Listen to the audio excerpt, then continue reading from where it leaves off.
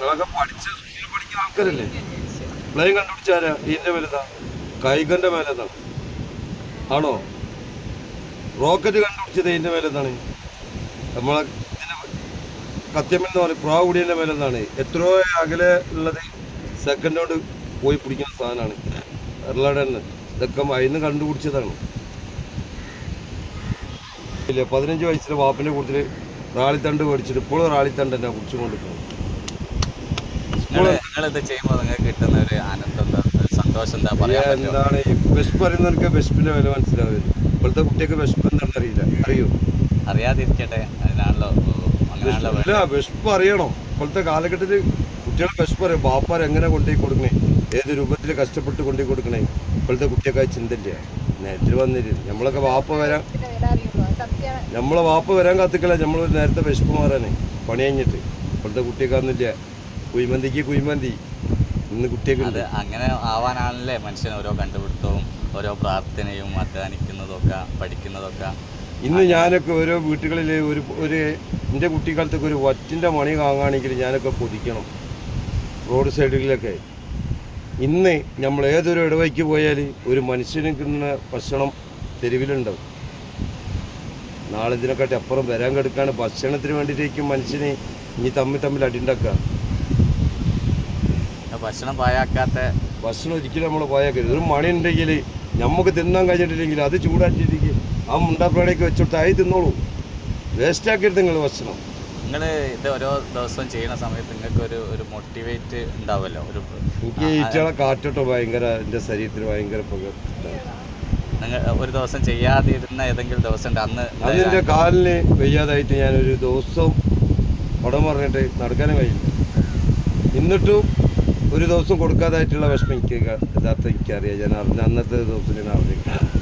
ഇവർ ഈ സ്ഥിരമായിട്ട് കിട്ടുന്ന ഈ ഭക്ഷണം കഴിക്കുന്ന ഇവിടെയുള്ള തെരുവിലുള്ള ഈ നായ്ക്കളും ഈ പക്ഷികളൊക്കെ നിങ്ങളങ്ങനെ കിട്ടാതിരുന്നാൽ നിങ്ങളെ കാത്തിരിക്കുന്ന എന്തെങ്കിലും അനുഭവം ഉണ്ടായിട്ടുണ്ടോ?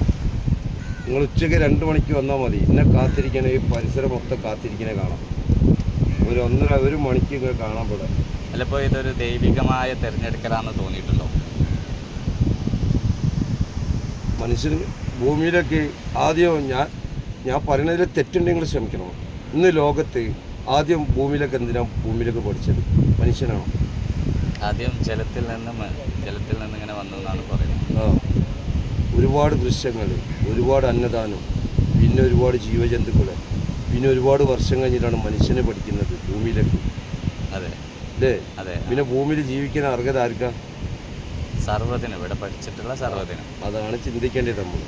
ഇന്നൊരു ആൾക്കാർ കണ്ടതിലേക്ക് നായിൽ ആക്രമണം ഉണ്ടാവും, മനുഷ്യന്മാരിൽ ആക്രമണം. ഇന്ന് കൂടുതലും മനുഷ്യന്മാരിലാണ് ആക്രമണം നടന്നുകൊണ്ടിരിക്കുന്നത് അല്ലേ?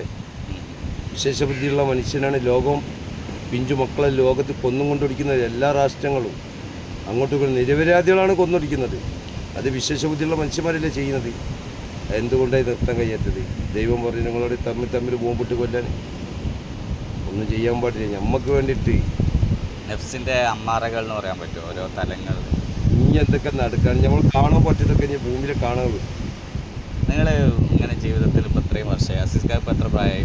50 വയസ്സായി. 15 വയസ്സിൽ തുടങ്ങി 50 വർഷം, 35 വർഷം ചെയ്തെടുത്ത് നിങ്ങൾക്ക് ഏറ്റവും കൂടുതൽ വേദനിപ്പിച്ചിട്ടുള്ള ഈ പ്രകൃതിയിൽ എന്തെങ്കിലും നോവിച്ചിട്ട് നിങ്ങൾക്ക് മാനസികമായിട്ട് ഉറക്കം കിട്ടാത്ത തരത്തിൽ വേദനിപ്പിച്ച ചില ആൾക്കാരൊക്കെ നായിനെ വാളുകൊണ്ട് വെട്ടും, പട്ടിയെ കൊണ്ട് എടുത്ത് അടിക്കും. അതൊന്നും ചെയ്യാൻ പാടില്ല.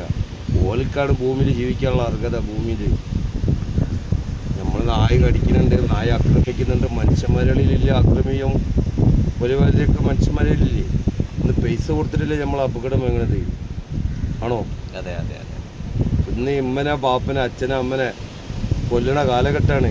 ലഹരി ഉപയോഗിച്ചാൽ ചെറിയ പിഞ്ചു. അതൊക്കെ നമ്മൾ ചിന്തിക്കാൻ ഒരുപാട് പഠിക്കുന്നുണ്ട്. എന്ന് പറയുന്നത് നിങ്ങളിപ്പോൾ ഒരു ഒറ്റയാൾ ഒരു പ്രവർത്തനമാണ്. ഇതൊരു നിങ്ങളുടെ നാട്ടിൽ നിങ്ങൾ അറിയപ്പെട്ട ആളാണ്. കോഴിക്കോട് തന്നെ നിങ്ങൾ പേപ്പറിലടക്കം വന്ന ന്യൂസുകളൊക്കെ.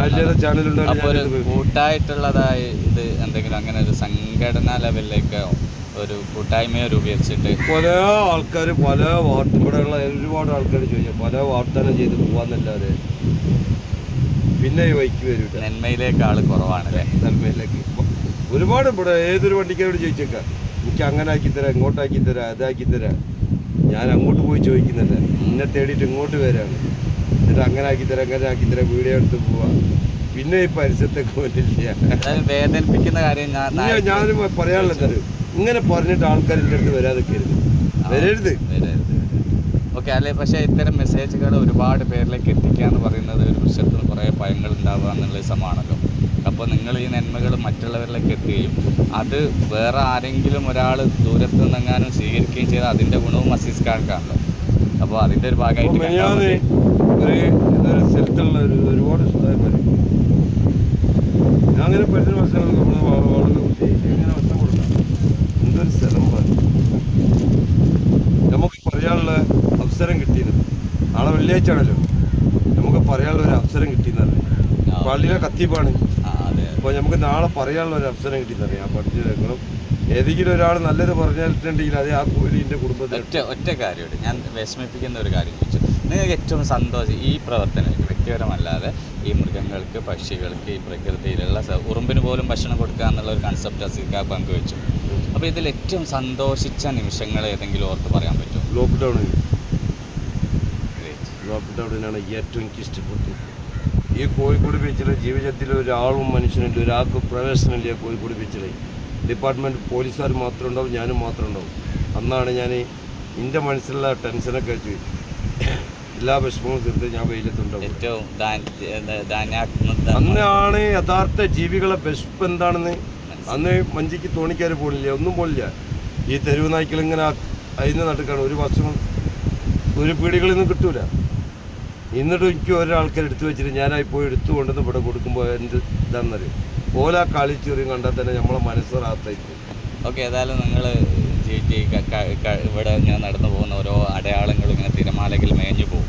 അതിനും അപ്പുറം എഴുതി വെക്കപ്പെട്ട ഓർക്കുന്ന ജീവിക്കുന്ന അസീസ്ക ആവട്ടെ ഒരുപാട് അനുഗ്രഹങ്ങളും കോളേജ് കുട്ടികളൊക്കെ വന്നിട്ട് മതല്ലമേരൊക്കെ പോട്ടെ.